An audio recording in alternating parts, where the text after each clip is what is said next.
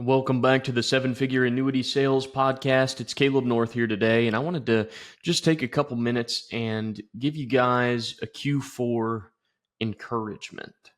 Now, we've talked about a lot of things that are very practical over the past handful of weeks, and I thought today it might be nice to just try and encourage you guys. And there's going to be some statistics in here and some fun facts, if you will, regarding Q4 and why I think it can be your best quarter of the year. So if you're looking for practical in the midst and kind of strewn throughout this encouragement, you'll find some practical ideas and thoughts. But really the first thing that I want to encourage you guys with is I recognize that this time of year can really either be an encouraging time of year or it can be a discouraging time of year. And what I mean by that is, generally this is about the time of the year when we start looking at, the goals that we had set for the year and the targets, and we start assessing, are we realistically going to be able to hit them or are we not? And, for a lot of people, if we're not hitting that target, we're not hitting that goal, it can be a little bit of a discouraging time. And then for those of you that maybe you hit it months ago, it can be a pretty encouraging time. And so, I think with that kind of two sides of the spectrum there, you probably have two different attitudes going into Q4.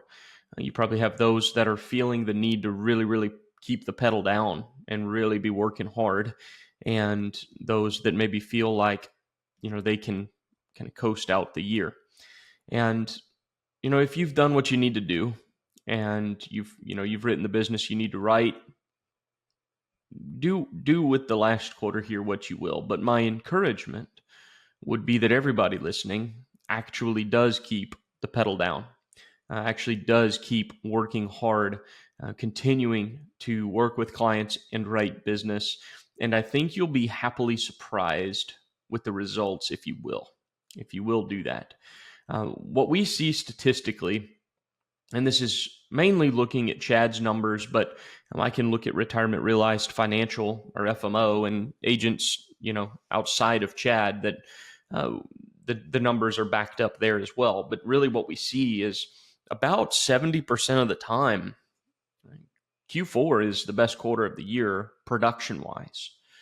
And so for those of you that feel you need to keep working hard and keep the pedal down and keep working with clients and keep trying to write that business, I hope that encourages you.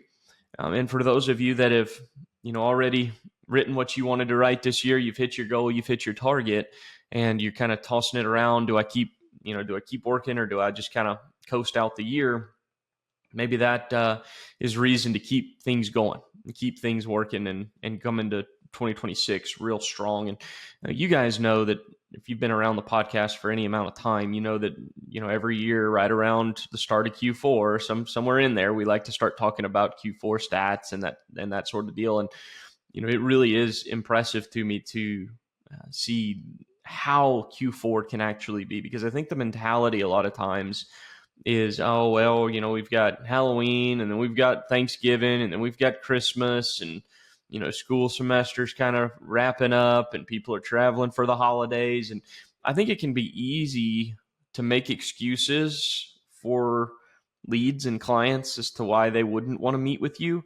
But when you look at the actual evidence, you look at the actual data, you find, no, wait a second, there are still people that definitely want to meet. Well, think of it this way. If you have agents in any large amount of quantity, and let me tell you, there are large amounts of agents that have the idea that the Q4 is no good.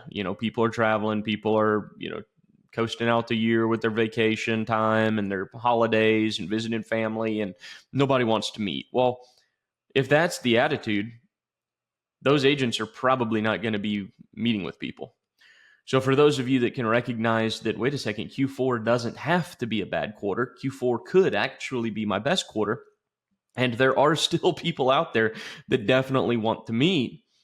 You can come into Q4 and you can have a really strong quarter. You can finish the year out well.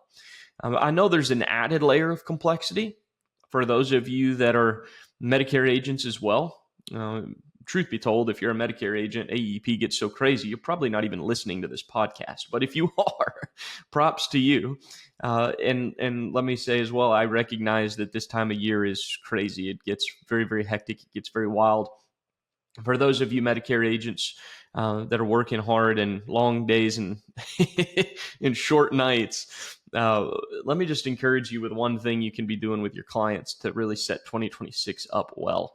So what I've been encouraging Medicare agents to be doing is with everybody that they meet with, every client, ask them this one simple question. Hey, how do you intend to pay for your retirement expenses, including your Medicare premiums? Do you have an IRA or a 401k or something like that that you're planning to use? Just work it into your normal Medicare fact finder. Ask them that one question. You don't need to be an expert in annuities. You don't need to violate scope of appointment. You ask that one question. You make a note. If you're using a CRM, add it to your CRM, whatever they say. They're more than likely going to come back and say, oh, yeah, I've got an IRA. I've got a 401k. I'm covered there. I've got that taken care of. That's good. Great. Just move on. Close the Medicare sale. Come back at the top of 2026 with a stack of people who have quite literally told you they have an IRA, they have a 401k that they are intending to use to pay for their retirement expenses. They need that for retirement income. Why is that important?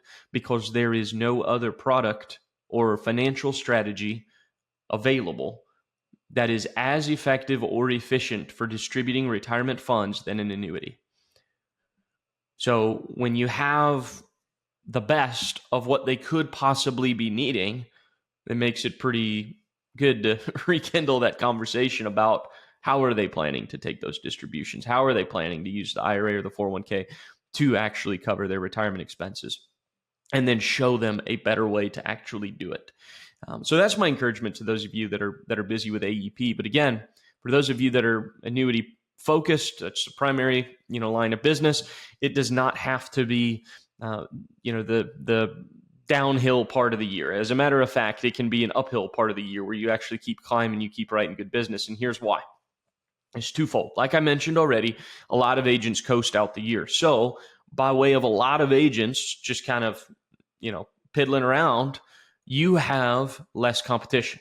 For those of you that are willing to keep the pedal down, you're willing to keep working hard, you have less competition with every client you meet with because a lot of agents are going to stop. The other thing is when you look at client consumer mentality or whatever, the more opportunity there is for other things to be going on. Okay. You look at holidays, you look at, time off, you look at traveling, all that kind of stuff.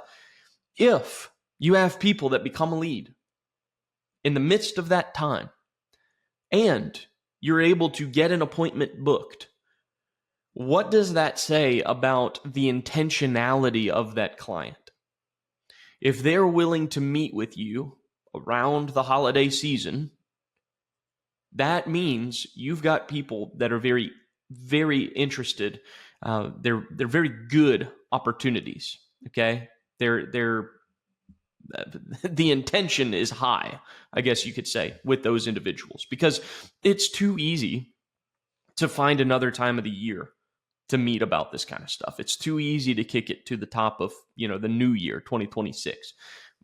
But if you get those people that have become leads, that should be indicative to you that, people do still want to meet. And then when you're calling and working those leads and you're booking appointments, those people that actually book appointments with you, that should be indicative to you that these are intentional people. They really do want and value this information in this time. You mix that type of scenario with the reality that a lot of agents coast, so now your competition is lower, all of a sudden you can see how that's a recipe for Q4 being the best quarter of the year. Like I mentioned earlier, it's like 70-something% of the time, Q4 is Chad's best quarter of the year, meaning he writes more business in the last 3 months of the year than he does in any other 3-month period of the year. Like 70% of the time. That's a statistical anomaly. That's a pattern there because statistically, if you think about it, a quarter is 25%. So if it were just, the theoretical odds, would be that 25% of the time it's the best quarter of the year. It's almost 3 times that. Okay. So that means that there is something about Q4 that can lend to writing more business. And I think it's those two things: less competition and more intentional clients. So the people that will meet with you, they are very interested. And a lot of times you can end up with, a shorter sales cycle, right? You can have maybe a few more once-it closes. You can, if it's normally a 3-appointment process, you're probably going to be seeing a 2-appointment process. People that are more intentional, they're going to probably make decisions quicker, and they'll do what they need to do to try and help get money moved, get that thing done. So that's my 2 cents around Q4. I can tell you this: at Retirement Realized, we definitely keep the pedal down in Q4. We don't coast out the year. We recognize that this can be, honestly, a make it or break it quarter for a lot of agents' years. So, it's not over, and we haven't gotten to the finish line for the year yet. So my encouragement is keep running that race and reach out to us if you need anything while you do that. The other thing, and this is completely unrelated to Q4, but it's something that I was thinking about, and it's something that I encouraged agents with on our weekly mentorship call the last Friday. But it was this idea that the joyful you is the real you. I'm a faith guy. I heard a pastor say one time that the joyful you is the real you. And being somebody that's also probably more on the skeptical side, I generally don't just hear things and then just accept them as truth. I really kind of process them and vet them out and check them. And so I heard that and I thought it was interesting. I thought it was an interesting thought, but I didn't just blindly accept it. I started thinking about it, and I started thinking about my own life and myself. And I was like, wait a second. No, that is true. It's like when I am my most joyful, I feel the most authentically me. And there's been studies done. And if you've been around the podcast for any amount of time, you've probably heard me talk about this before, but there's been studies done on different types of the way that what you're feeling or thinking or kind of navigating internally actually affects the people around you. And it's, without getting too kooky, it's related to resonant frequency. And the idea here is that everything has resonant frequency. Inanimate objects have a resonant frequency. You and I have a resonant frequency. Well, that frequency changes based on our state of being, our emotional state, our mental state, all of that. Well, what they found is that different resonant frequencies have different levels of kind of magneticism, attraction, right? That people either grab a hold of and they really want to be around, or they actually want to distance themselves from. So it's interesting how your internal state will actually affect the people around you and their desire to either draw near to you or push you away. Well, what they found in that study was that there was no state of being that had a stronger resonant frequency that lended to greater magneticism, like greater attraction, than authenticity. When somebody was operating in their authentic self, they were more attractive and more kind of magnetic to the people in the study. People wanted to be around the people that were more authentic. So what is this all boiling up to? My encouragement, I said, is a Q4 encouragement. Hopefully the statistics are there to encourage you to keep working, but this is designed to be an encouragement and permission almost, if you need it, to be authentically you. Okay? Be you.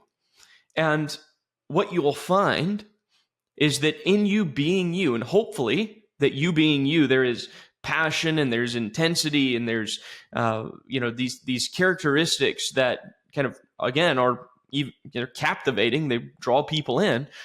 But what I'm getting to is do what you need to do to be the joyful you. Okay? So what you'll find is that the more joyful you are, the more authentic you'll be. And the more authentic you'll be, the more magnetic you'll become to the people around you. So that's my encouragement to you, that we don't have to kind of, mope our way through this industry and this career and this work. We don't. It'll be what we decide to make it. I mean, at the end of the day, unless you're a captive career agent or whatever, you work for you. Okay, you're your own boss. You work for you. You can do what you want to do, how you want to do it. And my encouragement would be, because you have that amount of autonomy, why wouldn't you want to be wholly and authentically you? And I think that you'll find this podcast to be true, that if you'll think about yourself when you're your most joyful, you'll probably find yourself also being the most you. And you'll probably also be able to recognize times when you are that, the people around you tend to want to be around you more. They want to be with you. They want to be close. If that can translate over into what we do in this business, we'll start seeing things happen production-wise, with clients, with IMO relations and carrier relations and all of this, that all of a sudden things start to feel a little bit more smooth. They start to feel like they're just kind of happening. They're just kind of going. We don't feel like we have to fight as much. We don't feel like we have to get on people as much. Like I feel it sometimes working with carriers and whatnot. It can be a deal where sometimes it feels like it's pulling teeth. And then I if I allow that frustration, or if you're working with an IMO that maybe isn't very good, and you allow that frustration to start to dictate your relations with them, and now that trickles over into the way you work with clients, and all of a sudden, instead of being joyfully authentic, you're now kind of this frustrated, whatever. That's going to have a negative effect. It's going to push people away. That makes people not want to work with you, makes people not want to be around you. And so it'll actually end up affecting your sales and your production. So anyways, I know at this point I'm just kind of carrying on about this, but my encouragement with that is be joyful and be authentically you, and keep the pedal down here in Q4 and see if it doesn't end up being your best quarter of the year. If there's anything we can do to help you out, anything that we can do to try and help you in your business, write more business, do it in a more efficient way, whatever it is, reach out to us. We'd love to help you out. Again, it's Caleb North, 7 Figure Annuity Sales Podcast. And as always, happy selling.